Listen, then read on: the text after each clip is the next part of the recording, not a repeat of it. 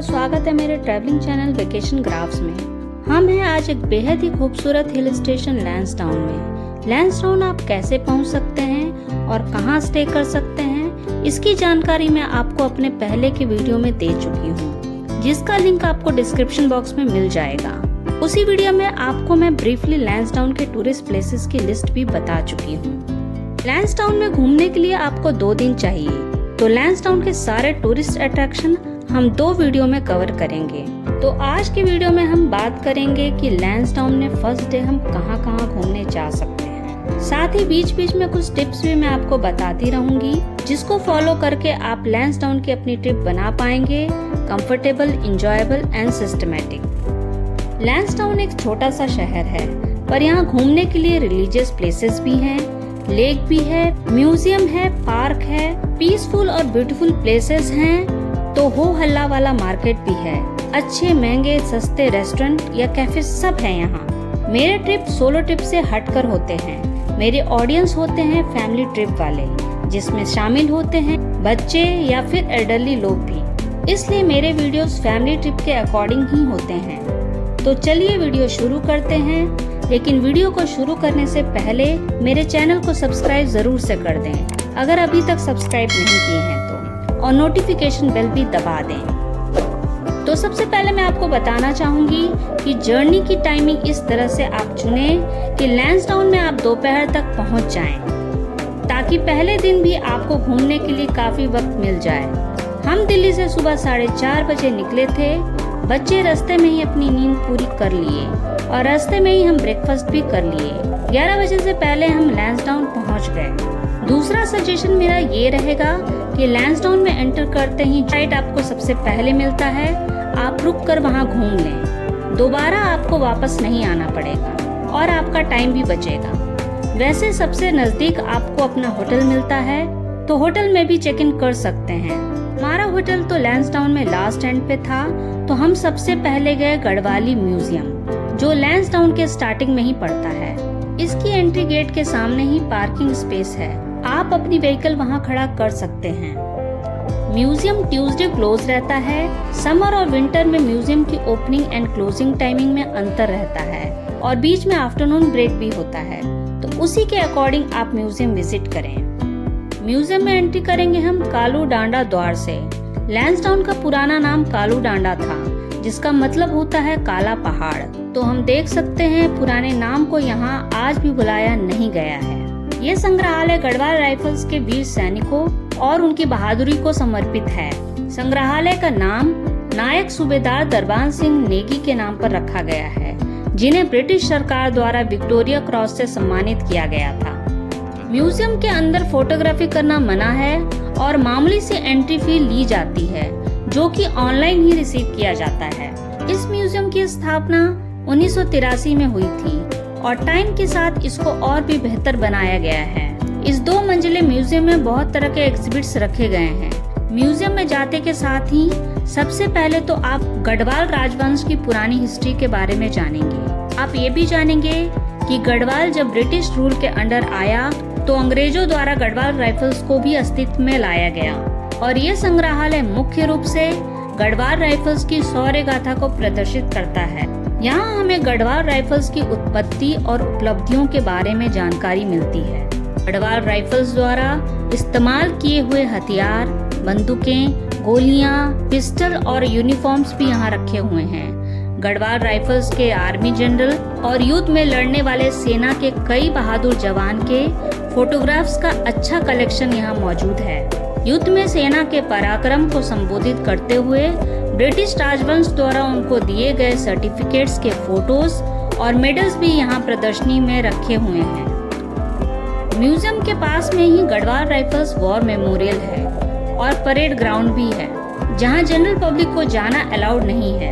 Gate से बाहर निकलने पे रोड के दूसरी तरफ है संजय शाही पार्क। यहाँ डिस्प्ले में रखे फाइटर प्लेन सबको विशेष रूप से आकर्षित करता है। म्यूजियम में ब्रेक के टाइम में अगर आप यहाँ पहुँचते हैं, तो पहले यहाँ आप टाइम बिता सकते हैं। पार्किंग एरिया के साइड में एक व्यू पॉइंट भी है, वहाँ से आप वादियों के सुंदर नज़ारों को निहार सकते हैं। यहाँ का पार्क, म्यूजियम और आसपास के सारे इलाके गढ़वाल राइफल्स द्वारा नियंत्रित किया जाता है।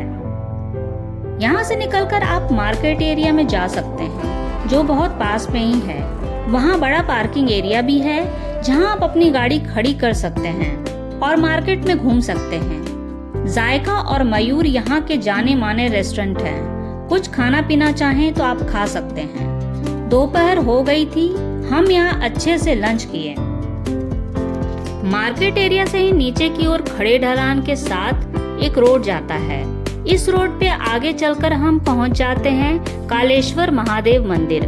घुटनों में दर्द वाले लोग को इस रास्ते पे तकलीफ हो सकती है, क्योंकि काफी नीचे उतरना पड़ेगा और वापसी में चढ़ना भी पड़ेगा। महादेव मंदिर का एरिया काफी बड़ा है और काफी शांति है यहाँ।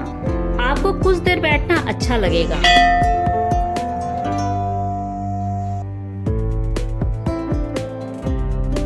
यहाँ के लोगों के अनुसार कालेश्वर महादेव मंदिर का इतिहास लगभग 5000 साल पुराना माना जाता है, पर इसका मौजूदा स्ट्रक्चर 1901 में बनाया गया था। यह मंदिर भगवान शिव को समर्पित है। मंदिर का नाम भगवान शिव के काल भैरव स्वरूप से प्रेरित है। यह स्थान शिव भक्तों के लिए विशेष पूजा और ध्यान का केंद्र है। महाशिवरात्रि और सावन के महीने में यहाँ भक्तों की भारी भीड़ उमड़ती है।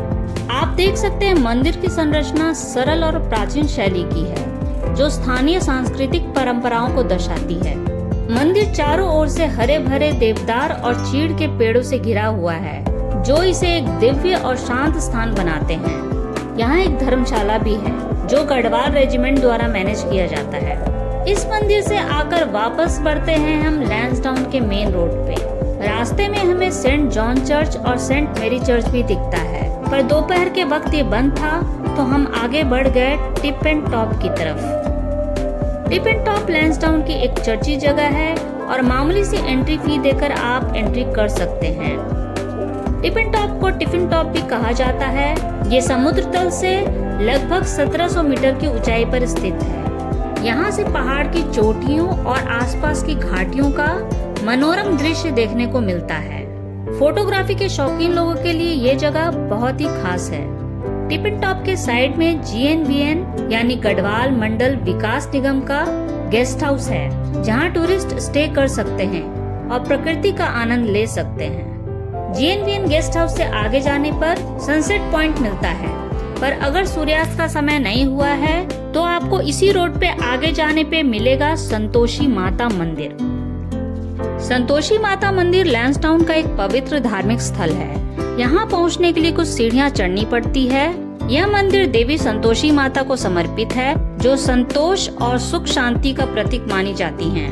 भक्त अपनी मनोकामनाओं की पूर्ति और जीवन में संतोष पाने के लिए पूजा अर्चना करने आते हैं। खासकर शुक्रवार को यहाँ भक्तों की अधिक भीड़ रहती है, क्योंकि यह दिन संतोषी माता को समर्पित माना जाता है। ये मंदिर बहुत भव्य नहीं है, बल्कि इसकी सादगी और शांत माहौल ही इसे खास बनाता है।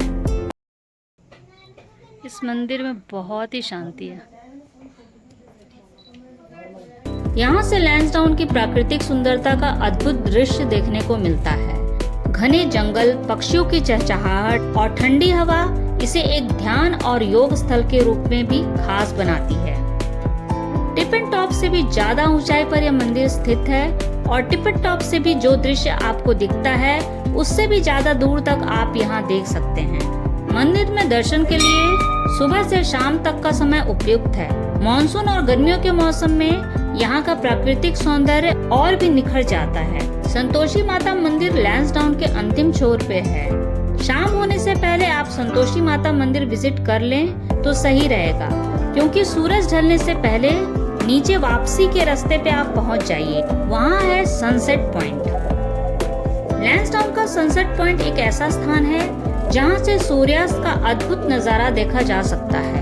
सूर्यास्त का समय शाम 5:30 से 6:30 बजे के बीच होता है, जो मौसम के अनुसार निर्धारित होता है, और इसीलिए समय से पहले पहुंच जाएं तो सूर्यास्त के हर लम्हे को आप यादों में बसा पाएंगे। जैसे ही सूर्यास्त का समय होता है, आसमान के रंग बदलते हैं। नीले, नारंगी, गुलाबी रंगों की छटा हर किसी का मन मोह लेती है।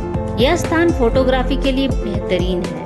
सनसेट पॉइंट के पास में ही है GNVN गेस्ट हाउस और वहाँ एक रेस्टोरेंट भी है जहाँ शाम का डिनर आप ले सकते हैं। डिनर जल्दी करें और होटल जल्दी जाकर सो जाएं, क्योंकि दूसरे दिन जल्दी उठकर लैंसडाउन में सनराइज देखने के लिए आलस मत कीजिएगा। तो ये थी जानकारी कि लैंसडाउन में फर्स्ट डे आप कहाँ घूम सकते हैं। अभी तो लैंसडाउन को आप अधूरा ही जाने हैं। वीडियो बहुत लंबी हो रही है, इसलिए डे 2 के टूरिस्ट प्लेसेस हम कवर करेंगे नेक्स्ट वीडियो में। कमेंट बॉक्स में आप अपनी बात रख सकते हैं। तो मेरे वीडियो को देखते रहने के लिए चैनल को सब्सक्राइब करने के बाद नोटिफिकेशन बेल भी जरूर दबा दें। अगर आपको मेरे वीडियोस पसंद आते हैं तो लाइक और शेयर जरूर कर दिया कीजिए। फेसबुक और इंस्टाग्राम पर भी आप मुझे फॉलो कीजिए, लिंक डिस्क्रिप्शन बॉक्स में मिल जाएगा। तो मिलते हैं नेक्स्ट वीडियो में, तब तक के लिए गुड बाय।